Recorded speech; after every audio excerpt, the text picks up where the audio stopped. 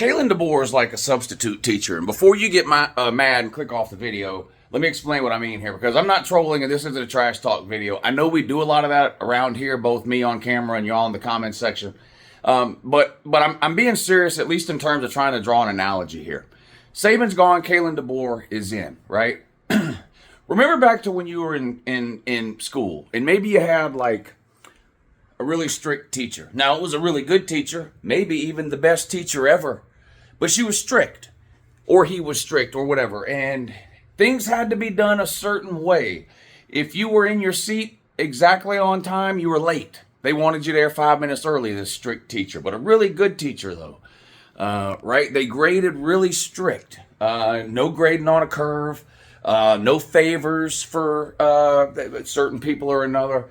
Just a really strict teacher. Every detail mattered, right? If it was a math teacher, you wasn't good enough to show your answer. You had to show your work. How did you get to that answer? The whole deal. Really strict. And you had really good results. Yeah, as a result of that, you had great grades, maybe, maybe, right? She pushed you, this teacher. This teacher got the absolute most out of you. Some days when you would leave class, you would hate that teacher because they just pushed you so hard. But at the end of it all, whether it was the end of a semester or the end of a unit, you took a test, or the end of the year, you got your final grade, and it was a great grade usually, and you could be extremely proud of that grade because you knew that teacher had gotten the absolute most out of you, right? Remember that teacher? Everybody had a teacher, or maybe more than one teacher like that. Well, what happened when that teacher was sick on a random Tuesday? The substitute teacher showed up. Now, maybe the substitute teacher was really good too. The substitute teacher might have had success previously teaching somewhere else.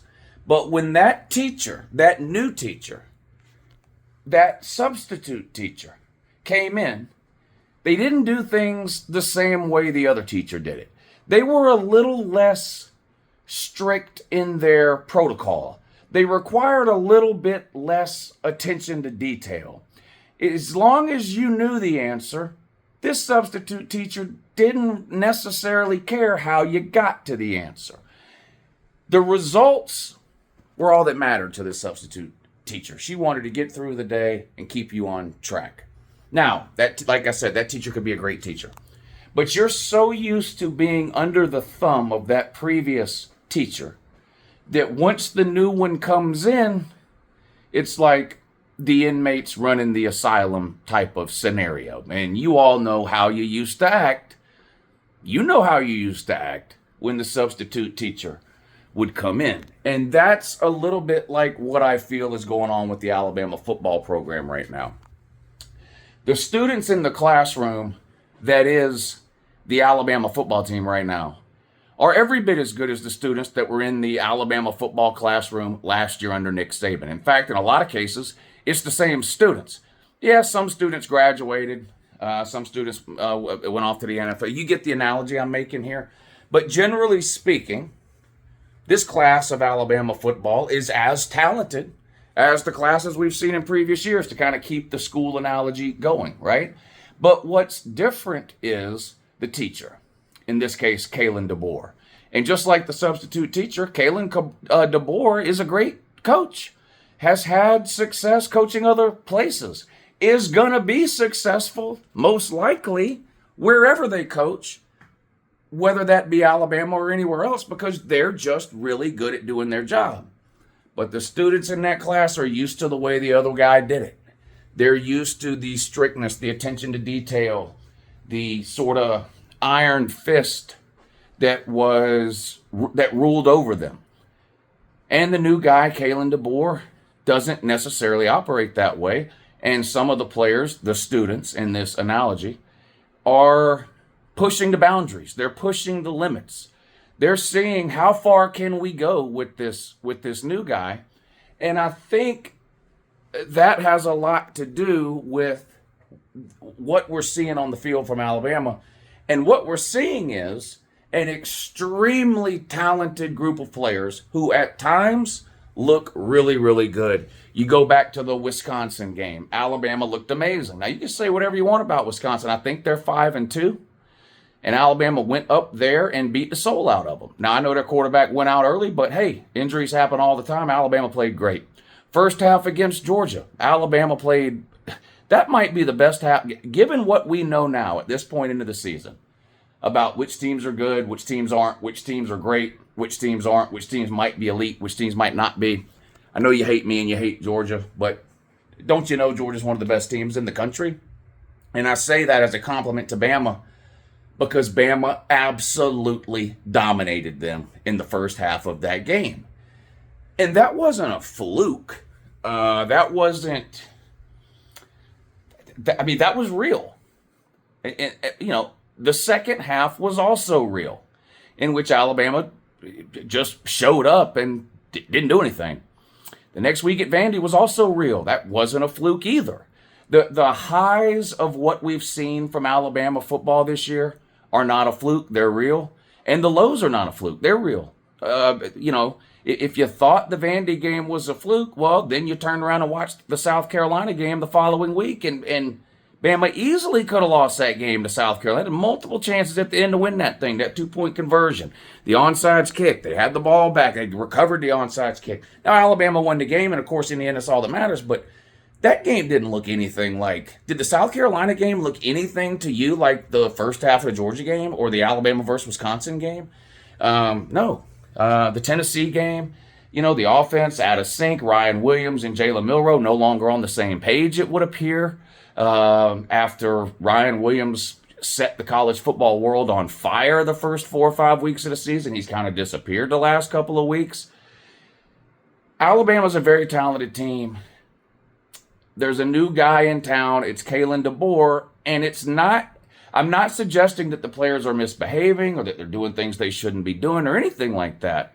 But this is kind of what I think a lot of people were talking about when they talk about how hard it is to take over after a guy like Nick Saban, somebody who's had that much success, who's been in the same place for that long. You know, it's not just the players on the team we're talking about here. You're talking about support staff and administration. I know coaches turn the coaching staff over when they get a new job, but it's everything from secretaries to recruiting personnel to equipment people. Everything was done a certain way under Saban, and it's being done a totally different way now. And it's not that the players are having a hard time adjusting. It's not that they're showing out. It's not that they're misbehaving. It's not even necessarily that they're doing anything wrong. Now, there may be a little bit of maybe lack of some attention to detail type of stuff that's going on. I heard somebody the other day on, I don't remember whether it was a podcast or a YouTube show. I watch so many, I get them confused. I wish I could remember so I could credit them. But they were talking a little bit about this, that may, and these are people that, you know, I tell y'all all the time, when it comes to football, I'm not an X's and O's person. I'm not some sort of analytical expert. I can't watch a play and then rewatch the same play 25 times and break down every aspect of it. For one, I have absolutely no interest in that kind of thing at all. I don't even watch videos that do that. But number two, I just wouldn't be any good at it. Just be honest with you. What I am good at is watching football and reacting to what I see. Doesn't mean I'm right about the conclusions I draw 100% of the time based on what I see when I watch football. But that's what I do. I watch a ton of football, I react to it, and I draw conclusions based on what I see. And I have to agree with this podcast. Again, I wish I could remember who it was, but they're saying basically it looks like some of the details that Nick Saban emphasized maybe aren't being emphasized as much now under Kalen Deboer. And that Kalen Deboer, maybe this season, is taking more of a results-oriented approach rather than a detail or process-oriented approach. Process is a word that gets thrown around a lot now in college football, but at least from what I remember, it primarily started when people would discuss Nick Saban a decade ago, 10 years ago, mid-2010s. They talked about Nick Saban's process, right?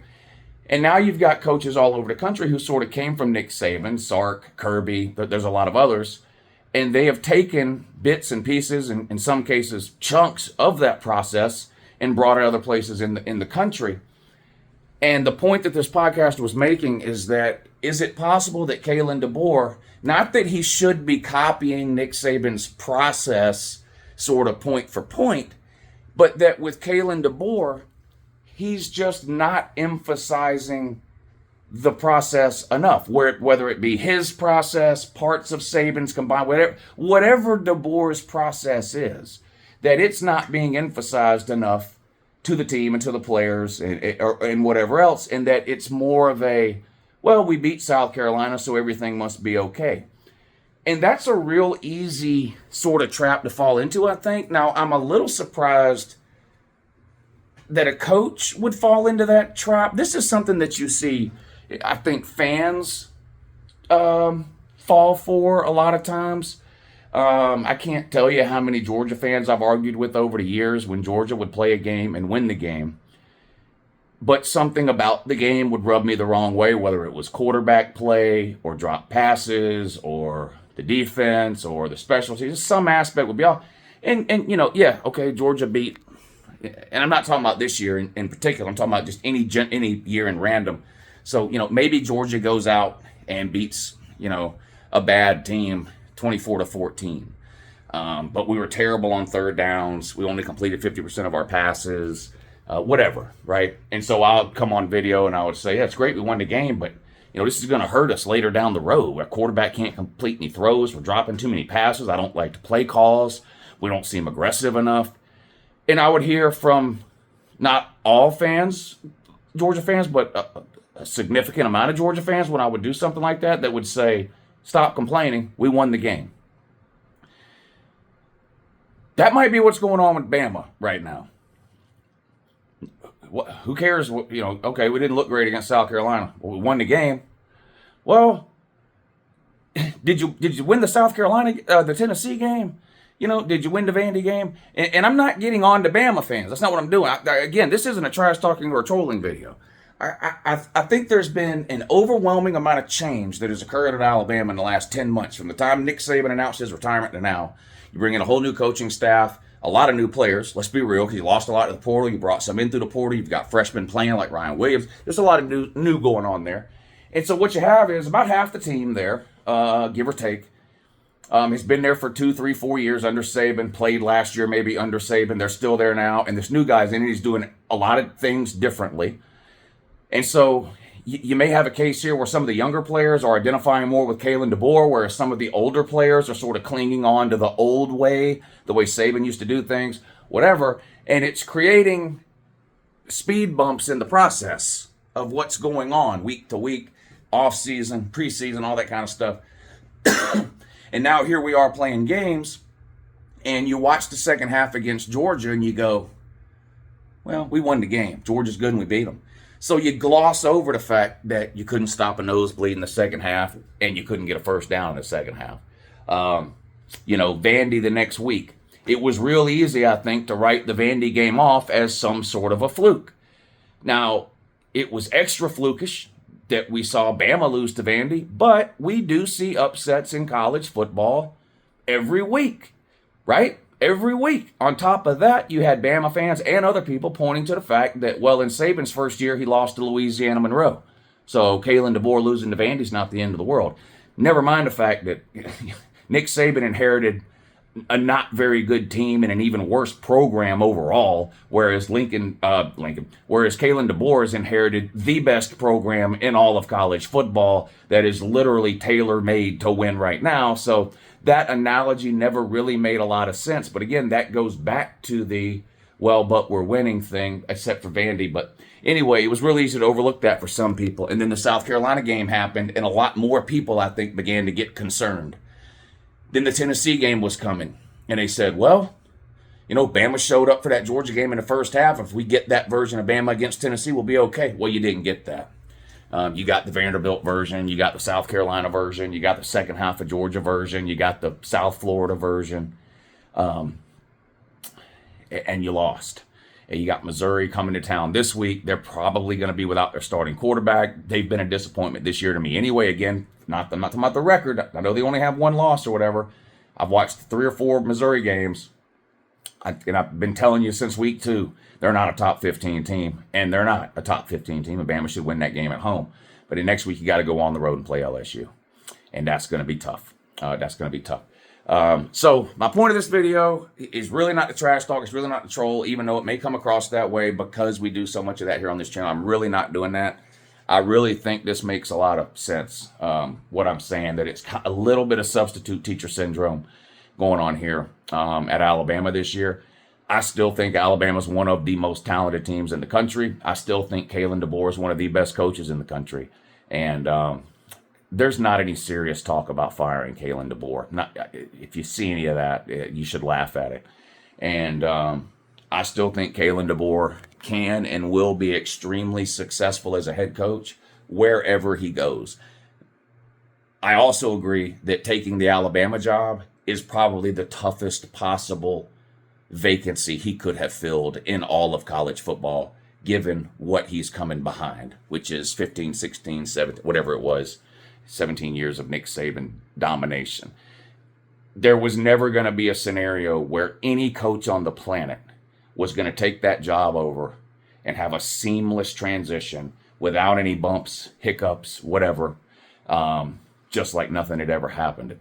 If we believe that Nick Saban was the greatest college football coach ever, I know almost all Alabama fans feel that way. 90% of the rest of the college football world feels that way.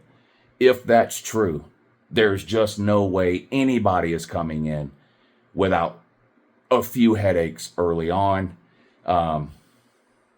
But I do think Kalen DeBoer will be a good coach in the end. Anyway, am I way off base here? Let me know down below, and I'll talk to you again soon. Alabama beats Missouri at home this weekend and covers the spread. Thank you. Have a great day.